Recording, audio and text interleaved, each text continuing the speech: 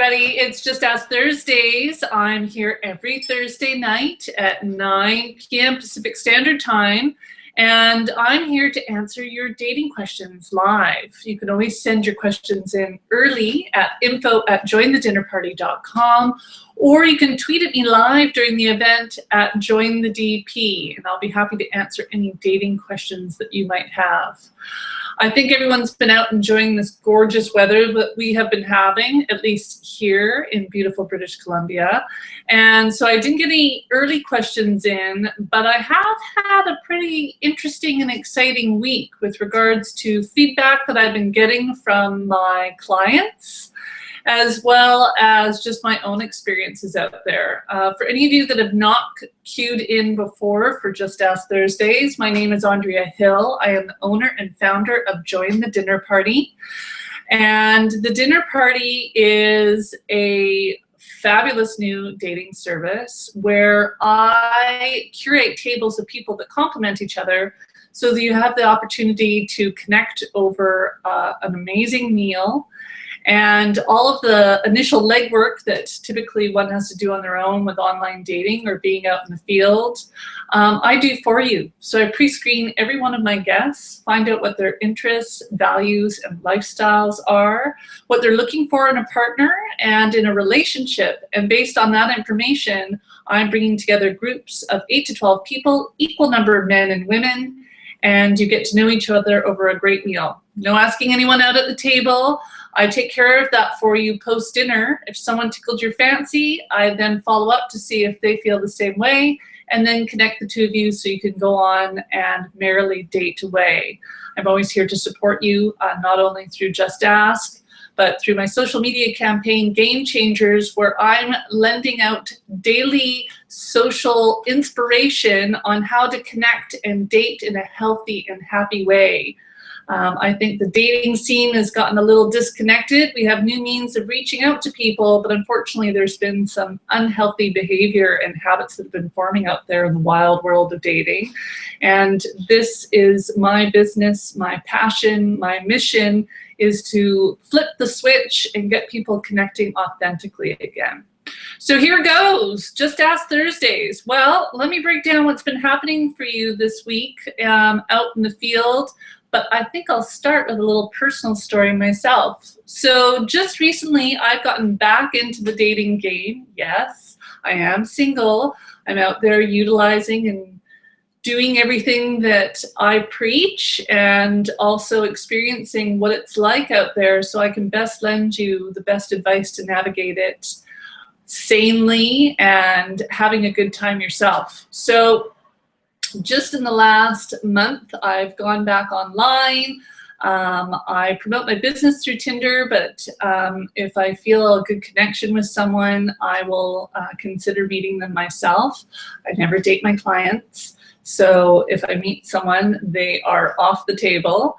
But I actually met someone the old-fashioned way. I get out every Saturday night and go out dancing with a girlfriend of mine, and we've got a really quaint little club in the West End of Vancouver that we go to. They play amazing music on Saturday nights. It's Soul Train, and it's a really diverse demographic that comes to the club, which I absolutely adore. You got everything from, you know, the youngins in their 20s, upwards of 70 plus, if you can believe it, out there on the dance floor shaking their things. So it's a really great, diverse crowd. Fantastic environment for social study for me and what people are doing and engaging with each other in real time. I actually go with my girlfriend just to dance. I'm a big lover of dance and getting out. It's a great way to kind of bring my energy level back up and burn off some steam. But when I was out, I actually met a great guy.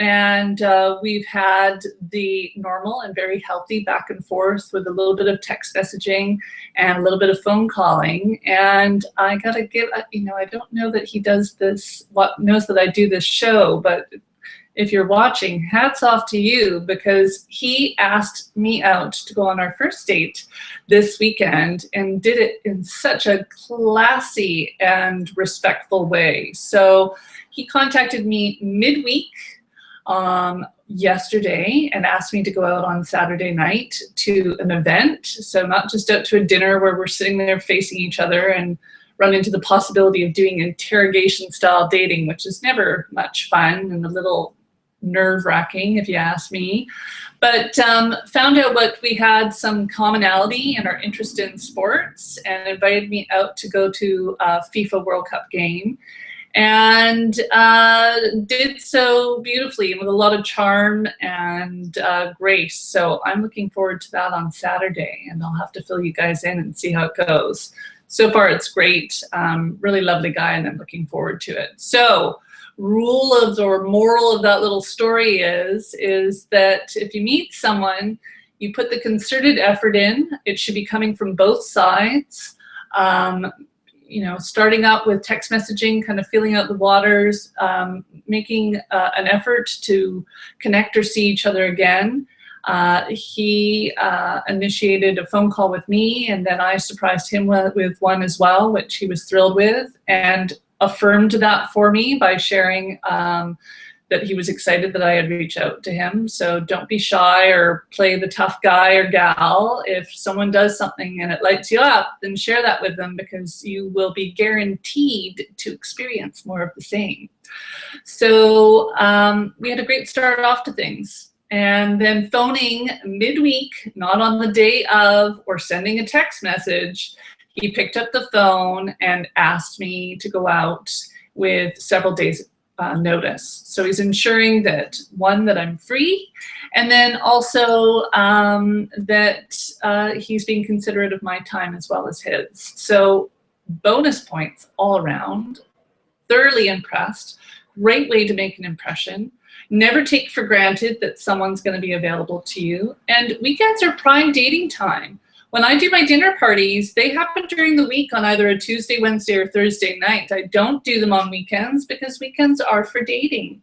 And if someone's asking you out on a weekend, that means they're giving up their prime social time when they have the weekend off and are wanting to spend time with you. That's showing importance and priority for your commitment to getting to know that person better, and sends a really clear message. So keep that in mind next time you're asking someone out.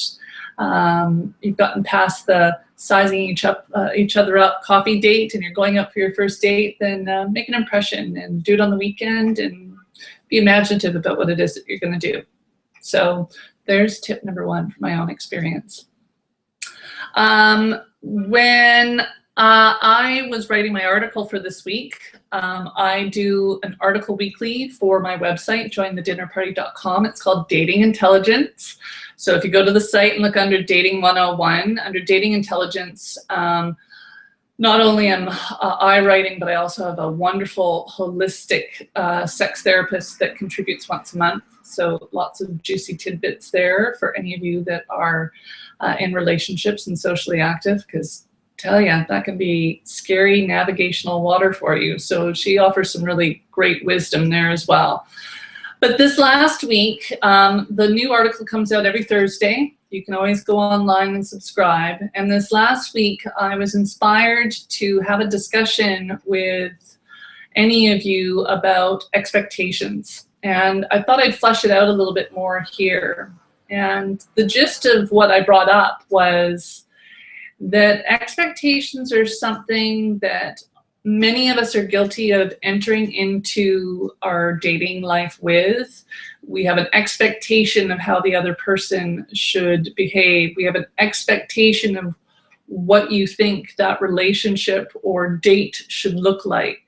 I mean, girls, I know you get out there and you want to look your best for a date, and I know the guys appreciate it, but I think sometimes too much pressure and buildup is put on getting ready for your dates. And by the time you even get to the restaurant, you've worked yourself up into such a lather and kicked in with a high energy of nerves, which is not going to represent yourself well because of expectations. You want to just go with the attitude that you're meeting someone new and exciting, and that you're going to take the evening to get to know them. You know, it's Not worried whether or not they're going to like you, or if you're going to sound articulate or intellectual, or whatever it is you think based on your projection and expectation of what that person wants. Stay in your own heads. Don't start jumping into another. And you want to be yourself. I know that gets preached about a lot, but honestly, what more comfortable place to be? And sitting in that happy place of knowing that if you go and, it's not clicking with the other person or the chemistry isn't there, then that person's not for you. Why would you want to feign and be something other than who you are yourself? So top of mind is removing those expectations, great expectations. If you have met someone and you start dating, not starting to forecast the way that you think they should behave or the way that the relationship should look. If you are desiring something in a relationship, then you need to stand up and speak up. You cannot expect someone else to be reading your mind. And a lot of the time, that's sort of the subconscious assumption when we have expectations, is that people are going to know where we're coming from or what it is that we want. The extreme case is looking at people that eventually can get to a place where they make the decision to commit to each other long term, whether that be getting engaged or buying a home or moving in with each other. And you get to that place and you have had zero conversation about what that looks like. Right down to like the most important things. If you're wanting to have children and you move in and you've made this big commitment and you have this expectation, and just assume that the other person did too. The big, big picture stuff that we take for granted, not enough people speak about. And I'm talking money, I'm talking sex, I'm talking, whose clothing goes in what closet, like the nitty-gritty stuff. And if you're wanting a deeply connected, understanding relationship between two people, you gotta put it all out on the table as you go along, or as it comes up. And then don't get frustrated if you haven't shared that with them and you're not getting what it is that you desire. So the release of expectations is such an incredibly freeing place to be. It allows you to stay in the present and the now and enjoy and get to learn and discover things not only about yourself, but the person that you have your romantic interest in. When you start forecasting, you get lost in the mix, and then you might as well be dating whoever's residing in your head and not in front of you. So release of expectations, living in the now, is a wonderful place to practice being present in order to really enjoy and know where you are and where the relationship is going. But speak up, just ask. Oh, that was great how that just slid in there, wasn't it? Love it. So with regards to expectations and dating, even a first date, you can get into a tricky place when you're doing online dating in particular, because you're being given a lot of information ahead of time. And just like reading a book and creating in your mind the story and how the characters look and what the backstories are on them, you can fall into the trap of doing that when you're dating as well. So keeping those expectations on the back burner, and if you've read a profile, whether it be a short and sweet one on Tinder or a more extensive one through sites like POF or eHarmony or Zeus or OkCupid, I mean, I could go on and on, there's so many of them out there, that you're doing your own excavation and not jumping to conclusions or assumptions based on the information that was shared with you. I mean, a lot of you know to be careful already as it is, because even pictures aren't best representing who you might potentially be meeting in person. So ask lots of questions, and that's even before meeting them for that initial pre-meet coffee date. You know, I've spoken to you before about the 222, So a couple of messages back and forth, a couple of phone calls back and forth, and then you're getting to doing a pre-meet and then a date. And all of that should be happening ideally within a week. So you're not dealing with developing a relationship with a pen pal as opposed to a person. And avoiding the flakiness. If someone is on a dating site or on an app, if they can't be committed to meeting an individual within a week's time, unless of course holidays or what have you, I mean, then they are not interested in really authentically connecting with other people. It's a good rule of thumb. And I had a discussion with a client today about flakiness and people just going MIA when you're messaging them. So it's a great little rule to kind of keep things on track and stay healthy with those boundaries that you have with people. So I'm going to end my little Periscope there. I'm doing double duty tonight because I need to jump onto my phone and see what's happening over on Twitter with people sending messages in for questions. So Periscope, thanks for my initial kickoff Just Ask Dating Q&A tonight.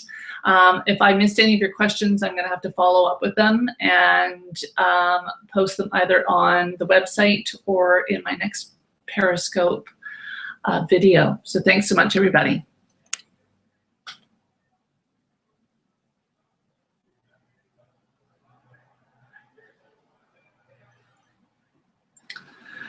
Okay, hang tight, guys. I don't mean to give you dead space. I'm just checking up on Twitter for any live tweets about questions that have come up. There's always interesting sort of social exercises or experiences that I have when I'm out there, especially when I tell people what it is that I do for a living. And this evening, I actually had a guy approach me on the beach, which is fantastic. I love when people have the chutzpah and the confidence to come up and just engage someone. And he was very confident in doing this. Didn't even ask if he could join me, just sat down and started talking. But my body language and energy told him that he was invited to sit down. And we had a really lengthy discussion about, you know, just love and dating and people taking advantage of opportunities that surround them all the time. And he had maybe some limiting beliefs around using dating services or dating sites that they're not the healthiest or they're the least natural way to meet people.